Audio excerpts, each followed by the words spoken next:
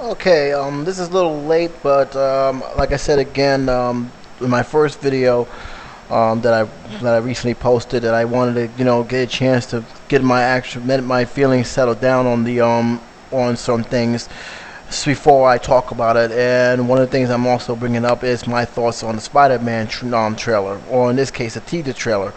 Um, I honestly, after thinking about it, I really don't have too much to say other than it is pretty much interesting. It looked like, from what I seen, they took more emphasis on Peter Parker's past, as well as how he became the Amazing Spider-Man, which is the actual title of the movie. Um, I'll say this: I am actually interested.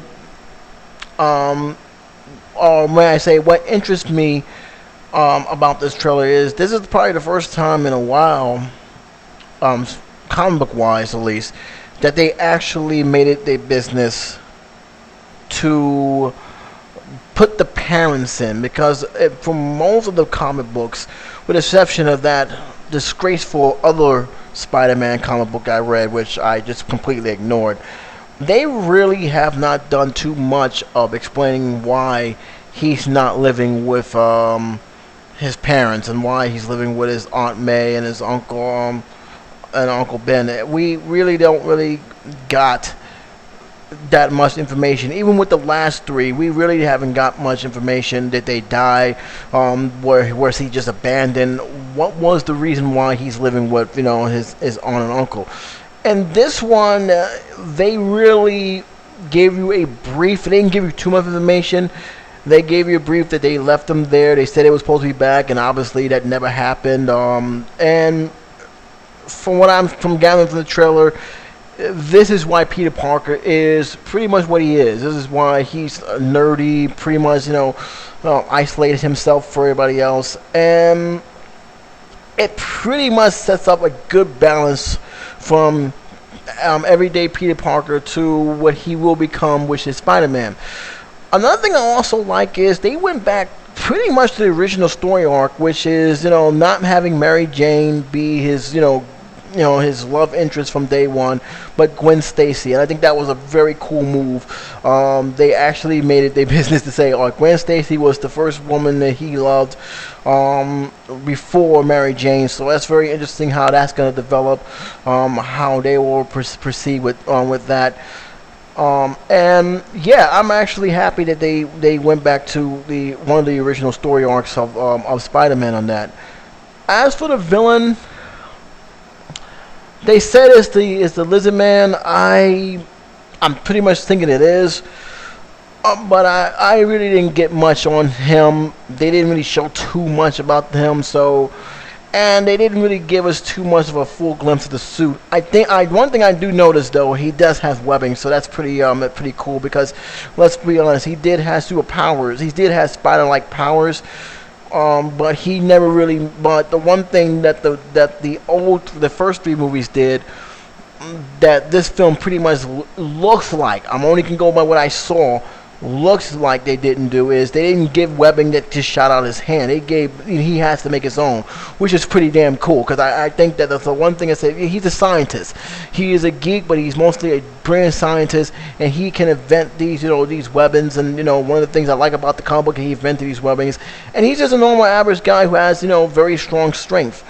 So I'm actually looking forward to seeing how that transpire, especially with the suit. I think it'd be fine. I have no problem with the suit. Especially if it looks like he actually made it by hand.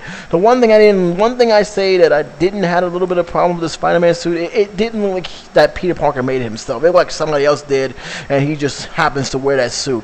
Where in this one, it looks like he made it from scratch, and I think that's my take on it. It has more of an authentic feel than the original three movies. But then again, we only seen parts of it. They may have actually fixed it up to make it look like the suit from the old Spider-Man movies. But I think from what I'm seeing, it looks like it's handmade. He's put it on. That's cool.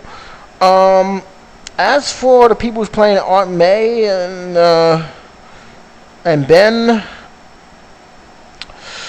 The jury's out on it. It looks like they picked the right cast because I can see Volt doing that, but I'm gonna have to see it for myself. This is just to get a better feel.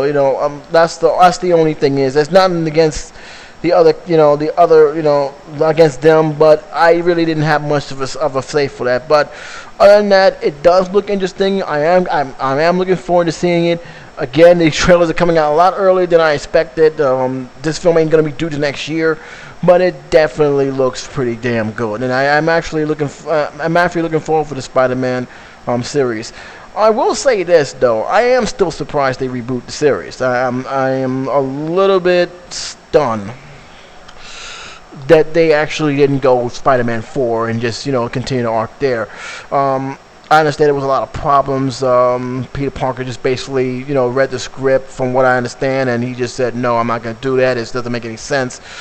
But for what it's worth, if they're going to go back, at least they're going back telling the story from the original story arc and not from some other, different version. Because I think Spider-Man was rebooted at least, excuse me, at least 3 to 4 times. And they're about to do something else with Spider-Man again, which I will talk about because let's just say that what they're doing to the Spider-Man series is one of the reasons why I just stopped reading comic books altogether. But that's a different vlog for a different time.